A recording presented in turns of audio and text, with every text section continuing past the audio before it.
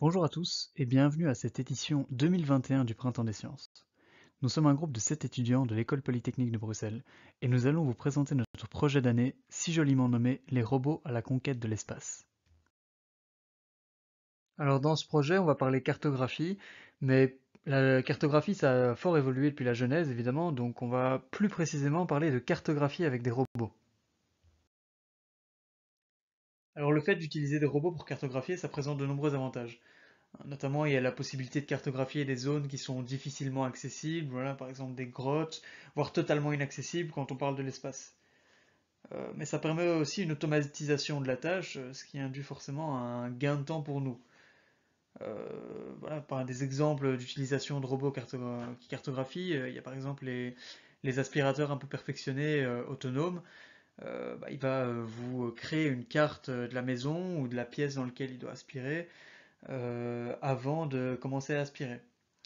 Mais notre projet, on utilise un groupe de robots et pas un seul robot. Alors ça a aussi plusieurs avantages, c'est que on évite d'avoir, en cas de casse, d'avoir un blocage sur le projet. Voilà, si on a un robot sur 20 qui casse, on peut facilement le remplacer.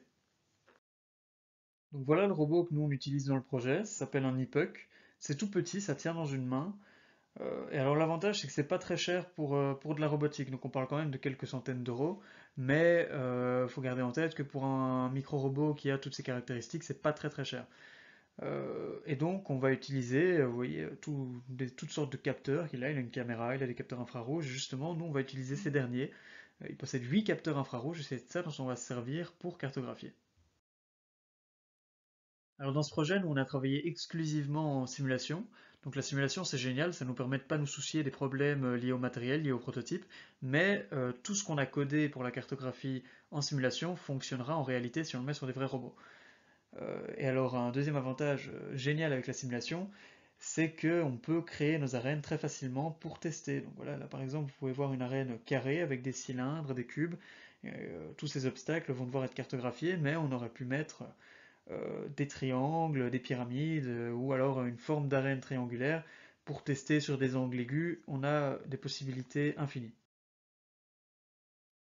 Alors les robots, ils ont des roues, donc forcément ils vont rouler, ils vont se déplacer, mais ils vont pas se déplacer n'importe comment, on va devoir leur dire comment ils doivent se déplacer. Donc la stratégie de déplacement qu'on a choisi d'utiliser, c'est une stratégie 100% aléatoire. C'est-à-dire que le robot, il va aller tout droit, et au moment de rencontrer un obstacle, il va choisir un angle aléatoire et partir dans une autre direction, et comme ça jusqu'à ce qu'on lui dise d'arrêter. Alors cette méthode, elle a plusieurs avantages, c'est qu'elle est très facile à coder, et on peut l'appliquer à tous les robots, sans exception. Donc ça nous permet un gain de temps énorme, et c'est tout du temps qu'on va pouvoir passer sur le code de la cartographie et la création de la carte. Alors on arrive dans la partie centrale du projet, c'est-à-dire la création de la carte qui est en fait une grille d'occupation. Donc voilà, une grille d'occupation, vous en voyez une ici. Il y a des cases grises, noires et blanches. Alors une case grise, c'est quoi? C'est une case qui n'a pas encore été cartographiée. Une case blanche, c'est une case sur laquelle les robots sont déjà passés, ils n'ont rien vu, donc ils mettent une case blanche, il n'y a pas d'obstacle, il n'y a rien. Et une case noire, du coup, c'est l'inverse, hein. Les robots ont rencontré un obstacle à l'aide de leur capteur à cette position, et donc affichent l'obstacle sur la carte via une case noire. On arrive maintenant à la partie la plus concrète de la présentation, c'est-à-dire la présentation de nos résultats. Vous pouvez voir ici à gauche deux des arènes qu'on a produites. Donc celle du dessus est triangulaire, donc nous permet de tester le comportement des robots lorsqu'ils rencontrent des angles droits. Et celle du dessous est un peu plus traditionnelle, donc là c'est une arène de base dans laquelle on a mis trois obstacles pour voir comment elle cartographie quand il y a plus d'obstacles. Et donc là vous pouvez voir les résultats qui s'affichent, et voilà, on est très satisfait. Ça correspond tout à fait à la forme des arènes. On peut tout à fait identifier l'arène à notre carte produite. On peut malgré tout voir un petit nuage de points noirs au milieu du blanc sur la carte, mais ça c'est simplement dû aux robots qui s'entrechoquent et qui donc se prennent les uns les autres pour des obstacles, mais voilà, c'est un bruit normal. La carte répond parfaitement à nos attentes.